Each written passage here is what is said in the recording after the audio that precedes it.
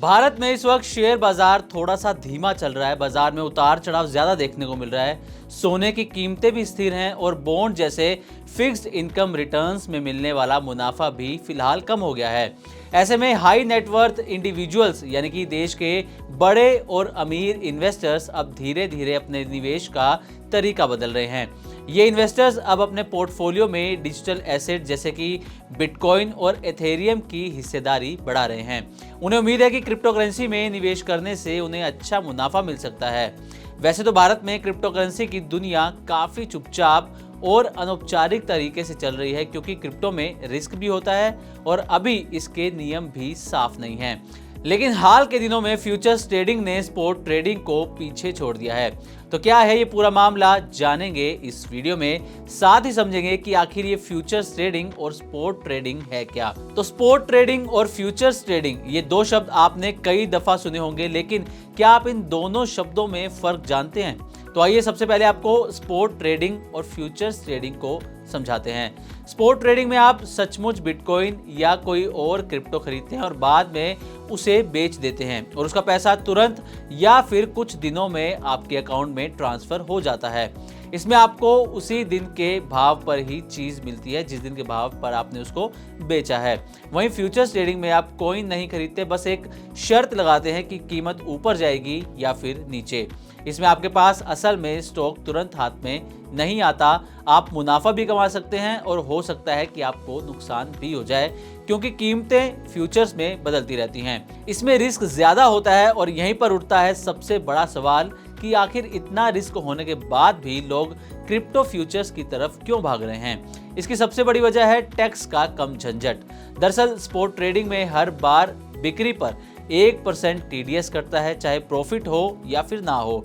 वहीं futures trading पर सिर्फ शुरुआत में ही टीडीएस लगता है, बाद में बार बार टीडीएस नहीं भरना पड़ता। स्पॉट पर हुए मुनाफे पर सीधे 30% टैक्स लगता है, लेकिन फ्यूचर्स के प्रॉफिट को इनकम फ्रॉम अदर सोर्सेज मानकर स्लैब रेट के हिसाब से टैक्स भरना पड़ता है।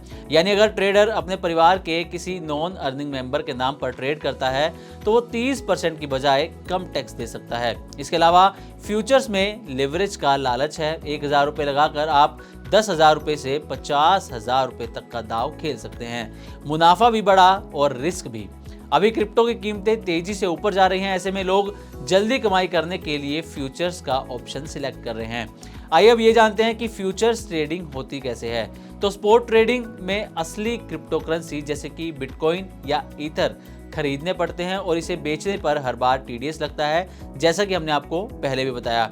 वहीं फ्यूचर्स ट्रेडिंग में असली कॉइन आपके हाथ में नहीं आता, बस एक कॉन्ट्रैक्ट होता है कि कीमत ऊपर जाएगी या फिर नीचे।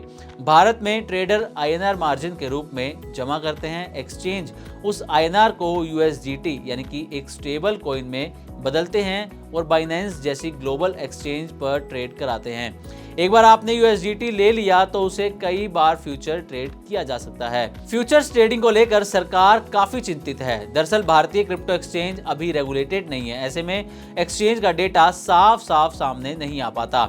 लेकिन ऐसा अनुमान लगाया जा रहा है कि फ्यूचर्स का वॉल्यूम स्पॉट ट्रेडिंग से 3 गुना ज्यादा है। इस पूरे मामले पर सरकार नजर बनाए हुए है। हाल ही में central board of direct taxes यानी कि सीबीडीटी ने एक्सचेंज से जानकारी भी मांगी है।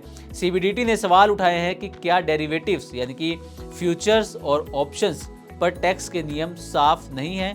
क्यों नियम साफ नहीं हैं? क्रॉस बॉर्डर लेन देन कैसे माने जाएं और आखिर वीडीए यानी कि वर्चुअल डिजिटल एसेट की असल परिभाषा क्या है? इस सब से इतना तो साफ है कि भारत में क्रिप्टो फ्यूचर्स तेजी से इसलिए बढ़ रहे हैं क्योंकि लोग लिवरेज से कम पैसे में बड़ा मुनाफा कमाना चाहते हैं। अब फ्यूचर्स ट्रेडिंग टैक्स और टीडीएस से बचने के लिए बैकडोर एंट्री बन चुकी है। यही वजह है कि इसका वॉल्यूम स्पॉट ट्रेडिंग से कई गुना ज्यादा हो गया है।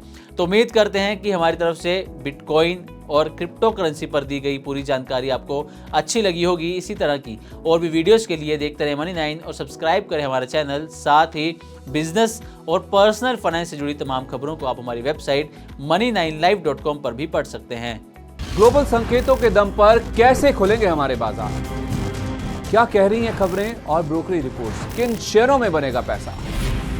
बाजार खुलने के बाद क्या खरीदें? किन शेयरों को करें पोर्टफोलियो से बाहर?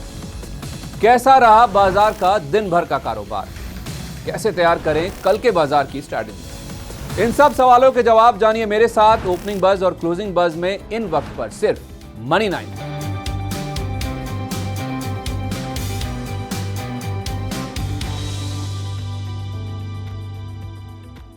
मनी 9 लाया है मेंबरशिप प्रोग्राम मनी 9 प्राइम। अब आपके दिमाग में कई सारे सवाल होंगे, मसलन आखिर क्या है ये मनी 9 प्राइम, आपके लिए यानी दर्शकों के लिए इसके क्या फायदे हैं, और एक बड़ा सवाल ये कि मनी 9 प्राइम से आखिर जुड़ना कैसे है। तो इसकी पूरी जानकारी हम आपको देने जा रहे हैं।